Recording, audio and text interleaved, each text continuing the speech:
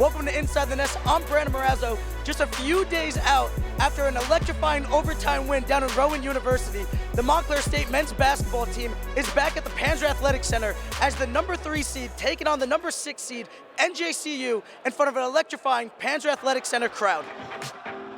And both teams played off that energy early. Going at a neck-breaking pace, the Redhawks came out hitting from beyond the arc with Stephen Bremen, Keon Price, and Kieran Flanagan, leading up a three-party, but NJCU didn't go away easy. Bremen up top, 2 seconds. Flanagan from deep, it's good! From Jupiter, Kieran Flanagan at the buzzer! Half number 2 was no slower as the teams exchanged blows until the Redhawks took control of the momentum, going up 56-51. They would proceed to go on a 16-0 run, spearheaded by a pair of Mike Jackson 3-balls. He had 21 points, and Price, who finished with a game-high 31 points. The end score of 89-69, making a real statement as they look forward to Tuesday, going on the road to face the number 2 seeded Stockton Ospreys. Montclair State wins 89-69. Mass, what a game. I told you my man Keon Price was going to be showing up, and he showed up in the biggest of ways.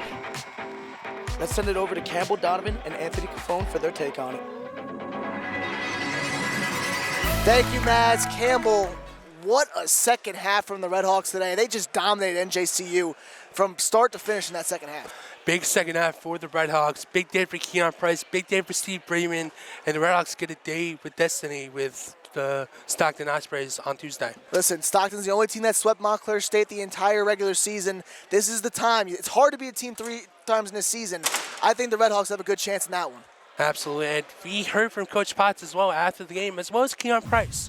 Yeah, you know, Keys earned it. You know, when he came in as a freshman, we played him at the point, and like a typical freshman, he had some ups and downs. You know, the COVID year obviously was rough for everybody, but I actually think that's where he really grew and developed. He really put a lot of extra time during that time. And then the last year, he really started to elevate, and what you saw today was all the work that he puts in. He had a tremendous offseason, but we're comfortable with all of our guys. Amari Mills made a big 3 in the corner as well. You know, Greg gave us great minutes. You know, Key got it going in the second half. I didn't know he had that many. I knew he had the ball in his hands, which I felt pretty comfortable with. You know, and Mike got some good looks in the second half that went down. So these guys share the ball. We've led the league in assists almost the whole year, and that showed up again today. Nothing without my teammates. Mike Jack was putting up big numbers, big shots. I'm feeding my teammates. The more that I feed them, the more the open lanes get for me. So I started attacking those, and buckets just came. Oh, this one was great. This one was huge for us. We knew that we had to take it one game at a time, though. Coach said we only guaranteed 40 minutes tonight. We came out, we played 20, went down in the halftime, and he said we got to pick it up. We got to come out, we got to punch harder, and that's exactly what we did tonight. At this time of the year, you got to go put it on the line. You got to compete. You got to try to execute at both ends of the floor, and for us, and pressure as well. And it'll be 2 really good teams going at each other on Tuesday night, and I know our guys are looking forward to it. I got a ton of respect for Coach Bittner and his team, so should be a good game. A name that doesn't come up often in the box score, but has a huge impact on the team, Kieran Flanagan is a crucial piece to the Montclair State puzzle. Montclair State men's basketball has been heroic this season, and one player in particular is a true Iron Man. Kieran Flanagan has started every game for this year, but as well as every game dating back to his freshman year. Associate head coach Sean Rossi knew Flanagan's style of basketball was the perfect fit for the program that the coaching staff is building. So at first I got an email from his head coach. He emailed me some game film on Kieran at first and said, I want you to check this guy out. It wasn't even the scoring and really the passing at the time that I was drawn to. It was he looked like he was playing with a chip on his shoulder and a bigger chip than in comparison to anyone else on the floor. I called his head coach right away and said, I love him. When does he play next? He gave me the schedule, and I was there at the next game. Watched him live, and as I expected, within the first minute of the game, I'm pretty sure he was bleeding in like 2 different areas from diving on the floor and didn't care at all and was just all over the place. And I called Coach Potts on my way home, and I was like, he's absolutely perfect for what we want to do. I mean, growing up, I was always a scorer and stuff, but I mean, you find your role as you go to different places and stuff. And I mean, for me, I'm just always trying to help the team win. So, I mean, whatever role I got to do, not be the scorer, pass, rebound. I mean, whatever I got to do to lead the team to a win is what I do. We knew we were just getting a kid that was going to make an impact in a lot of different ways, but most importantly with his motor. He played with such a high motor in high school that you knew that would translate right away. So it was a pretty traditional recruiting process in terms of the information getting out and seeing them, and we really just tried to separate ourselves by getting to see them a lot. Coach Rossi did a great job with that. The team presses full court for all 40 minutes. This philosophy is a recipe for success for a guy like Flanagan. Yeah, I mean, I love it. For me, it's a perfect system for me. Coach Potts says to every recruit that we've had, he tells us what we're going to do, and a lot of us might not have believed it 100%, but we decided to come here, and we ended up seeing it. But that's where coming in all the time and just putting in that effort and that extra work is going to help develop it. I've done this for a long time. I've told you guys that in a lot of different scenarios. I mean, in the 23 years I've been doing it, I don't know if there's a guy that plays harder. His effort. I mean, his number one skill is his effort. He's the hardest playing person on the floor at all times, both teams combined. He came in right away and his energy was so contagious. How could you keep him off the floor? It's no secret that Flanagan's hustle sets him apart. But as a captain, his voice on and off the court is another place where he makes an impact. When you're young and you're competitive, I think you kind of get in your own way sometimes. And I think as he's going through his career, he's really matured. He's really developed into a really, really good leader in several areas. And he's challenged us as coaches to be better, because when you have a guy that can lead like that, then obviously as the leaders of the program and the coaching staff, we have to raise our level as well. And if you've noticed during the games, even when things are going wrong, he's the guy that's huddling everybody up and keeping them composed and under control. I mean, it means a lot. I appreciate it, from all my teammates, and I mean, they have the same voice that I have at the end of the day. I like to use it a little more than others, I think, because I think we need it. We kind of need an energy guy kind of like that to keep the team together, to get the team going. When we're playing bad, we kind of aren't connected as much, but when we're playing good basketball, everyone's connected, and I love to see it. Mike Jackson compared Flanagan to Batman. Assistant coach Will Bishop said Captain America. Coach Potts and Rossi had thoughts of their own. I would say he moves like Superman, but he would probably want some Incredible Hulk in him, because I think he thinks he's a little stronger than he is. So I would probably go Superman because he flies around all over the place. Man, that's a good one. I mean, I kind of feel like Iron Man.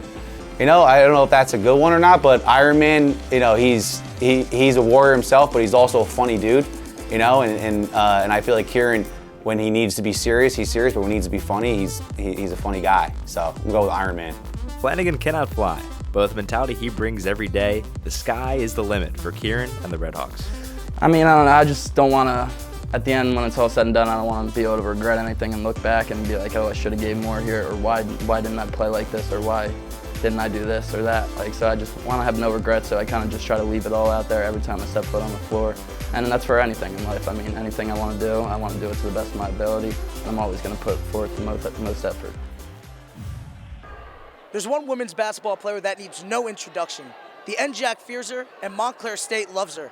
So when Agent 14 has the ball in her hands, all eyes are on her. Let's look back from career point number 1 to 1,414. Nickie Carter has been a leader and a role model on Montclair State's basketball team for a long time. As potentially her final season comes to a close, we look back on her spectacular career. Carter's legacy began in 2019, and she was an instant star on the team. In her first game, she dropped 11 points off the bench. After only 3 games, she made her starting debut against FDU Florham. She picked up 9 points and 5 rebounds. She would start all but 1 game for the rest of the season. Carter only scored under 10 points in 4 out of the 28 games that year, averaging 17 points and 3.5 rebounds. This would earn her NJAC Rookie of the Year and first team All-NJAC. Her parents, Rosemary and Richard, explained how it was to watch her that first year. Speechless. It's been amazing. It's been amazing. That's amazing. So to me, it was a continuation of what she always had been doing, So I'm glad she was able to step right in and fit right in. It was a great team, a great structure for her freshman season. And she works really hard. It's a gift from God and hard work. Just like people all over the world, COVID affected Carter and her sophomore season. The 2020 season was pushed back until late January 2021, which consisted of 10 games. Carter only started the first game and then went into a 6-man role. She embraced it, averaging 9 points while shooting an impressive 38% from beyond the arc. This would also include a spectacular championship game against NJAC, where she dropped 24 points and a stellar 6 steals. Her junior year was a show of her insane talent. She started every game and had some incredible nights. On November 11th against Kings, she tied the school's second-place record with 7 steals. Later that season, she dropped a career-high 34 points against Rutgers Newark, while going 2 of 3 from deep. Carter gets free up top of 3. Got it! She finished the year averaging 17 points and a 37% three-point percentage, which was a career high. Carter's senior year would start in a big way, as she scored her 1,000th point in the second game of the season. Nickie Carter driving, and that's it! Nickie Carter hits the milestone! This was just the start of an excellent season for Agent 14. She had highs in assists and points per game, and in her second fewest minutes since COVID. She was the only player on the team with double digits in points. Her former teammate and friend, Sanaya Myers, explains what it's like watching Carter play this final year. It's weird, we've been playing AAU since the 7th grade. We've been on the same team since the 7th grade.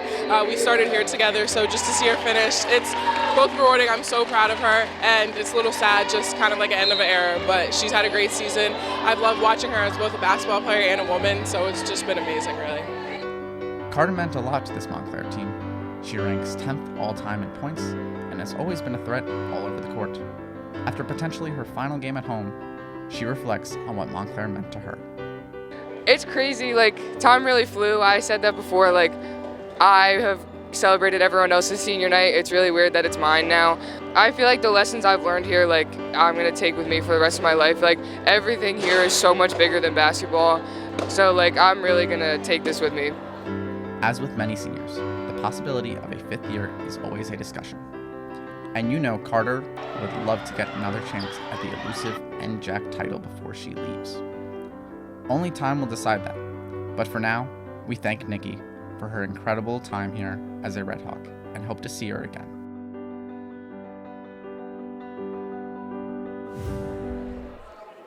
Now let's look at some teams that were away this weekend. Track and field headed over to Staten Island, while swimming and diving headed to Rutgers. Sophia Russo and Ryan White have more.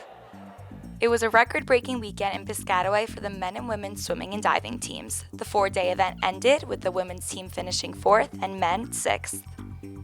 But beyond the final standings, the story was records. Julie Tiedemann and Rourke Peralta broke school and personal records. Tiedemann set a new school record in the 500 freestyle at 5 minute 11.89 seconds. She then beat her own record later in the day in the 500 freestyle at 5 minute 8.59 seconds, making her a Metro champion. She beat 2 more program records in the 1000 freestyle and 1650 freestyle. She also grabbed 2nd in the 200 free. Rourke Peralta set a new school record in the 50 freestyle at 23.65 seconds and achieved a D3 NCAA B cut in the 50 freestyle at 23.63 seconds. Spencer Dubois set 2 new program records in the 100 breaststroke with a time of 55.26 seconds and in the 200 breaststroke at 2 minutes 2.99 seconds. He also achieved a D3 NCAA B cut. Highlights throughout the weekend include Kate Cipoletti winning the C final, clocking in at 1 minute 59.45 seconds. Erin Barrett won the B final in the 100 back, clocking in at 1 minute 0.28 seconds. Julia Weinrab won the B final in the 200 backstroke. Madeline Rogers won the C finals in 2 minutes 17.18 seconds. Dennis DeLargy won the C final, finishing in 53.25 seconds. What an impressive end to the season for both the men and women. I'm Sophia Russo, and that's your 2023 Metropolitan Championship update. Let's check in with Ryan White in Staten Island.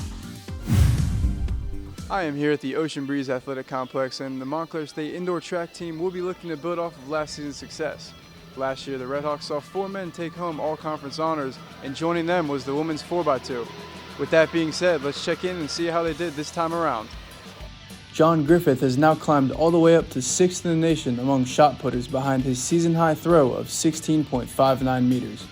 Griffith's performance was the most dominant as he won the shot put by almost 2 meters, taking home first-team all-conference honors while also taking home an all-conference honorable mention for the weight throw. Yeah, last year was definitely a little bit of a struggle for me, but coming in here knowing it's a completely new day just really changed my mindset. Sophomore Kamani Carrington got things started with a bang, taking third place in the high hurdles and securing an all-conference honorable mention. Sophomore Sydney Whetstone received her first ever all-conference honors, taking home second place in the long jump with a distance of 5.16 meters. The women's 4x200 team of Michelle Itua, Alexa Ali, Jalen Ramos, and Whetstone placed third with a time of 1 minute 49.28 seconds, taking home yet another all-conference honorable mention. Although Brandon Balkesser didn't receive all-conference honors, after being just 1/100th of a second away from qualifying for regionals in the 60-meter, he's finally got over the hump, qualifying with a time of 7.13 seconds. Other notable performances from the NJAC Championships include star freshman Tanaya Giles joining Whetstone as a silver medalist in the field events. Her impressive rookie season continued as she took second in the shot put with a throw of 12.38 meters. Sam Millivois took fourth in the 400 with a time of 50.13 seconds. And last but not least, Naeem Kinsey took fifth with a personal best throw of 14.45 meters. Both the men and women placed fifth in the NJAC Championships, with the men racking up 55.5 points and the women scoring 28. As a unit, the team took home 6 NJAC All-Conference honors and has its sights set on regionals on March 3rd. In the 2023 season, we won't be seeing the same faces we've seen before for women's lacrosse. It's a new era with new names for key roles. Today, we're here at Sprague Field with the women's lacrosse team as they get ready for the upcoming season. Last season, they went 7-7 overall and 3-3 in the NJAC. Unfortunately for the Redhawks, though, they did not make it to the NJAC tournament last season, but with a new team this season, they hope to compete in the conference. I think that we should be expecting really good competition, and for us returners looking for a lot of revenge, especially in the NJAC. I know we don't want to have an outcome like we did last year, so I think that's fueling a lot of our fire coming into the season. Recently, the Redhawks were picked third in the NJAC preseason poll, but let's talk more about last season. Last year, the team was stacked with seniors, 9 in the starting lineup, and 12 overall. Tristan Conan, Kayla Narcidi, and Rhiannon Brown are just a few of the athletes that have graduated, taking most of the gold with them. Conan finished last season with 40 goals, Arcidi with 31, and Brown with 30. Alan Lillian is another key player who recently graduated last year, and her shoes are huge to fill.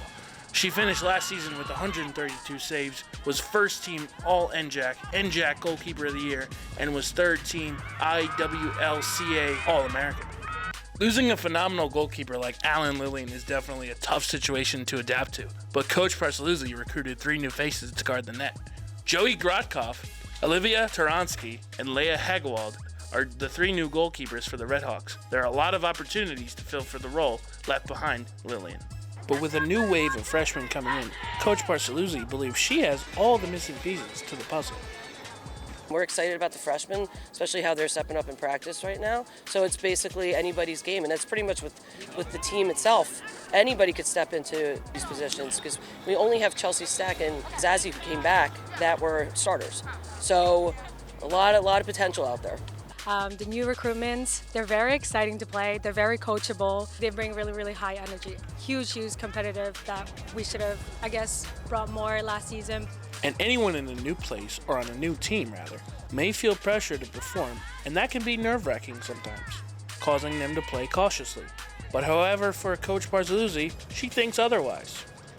So one thing our coach has talked about a lot since day one, and even before we started practicing in the fall, is to not play like a freshman. A lot of freshmen come in and they are a little bit nervous, come in, they hold the back a little bit because they don't want to step on any toes and stuff like that. And what's been really important for me personally is that not holding back at all and just kind of giving my 100. And I know I lack in experience, but try not to show that I lack in experience. And with many new faces on the roster this year, the team still has some key returning players. Stack was 6th on the team in points last year, and Caitlin Zazzaro was 3rd on the team in ground balls and 2nd in calls turnovers. They're going to be huge for this team in 2023 as the hunt for an NJAC title begins now. That's all we have. I'm Brandon Morazzo, and we'll catch you next week.